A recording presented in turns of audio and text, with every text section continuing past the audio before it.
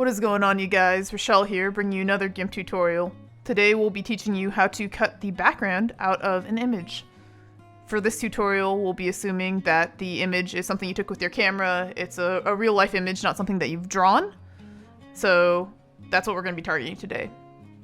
The way that we do this is pretty simple. So we're going to take your image and we're going to add an alpha channel. Now you can do this by right-clicking on the image layer and clicking Add Alpha Channel.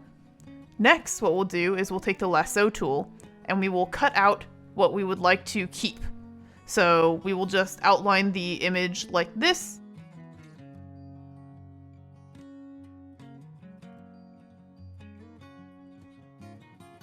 And then once we're done, we will select the inverse and press the delete key, and this will remove all of the background. Hope this helped. If it did, please don't forget to give a like on this video, comment if you have any questions or comments, and subscribe if you are new. Thank you so much for watching, and I will see you in the next one.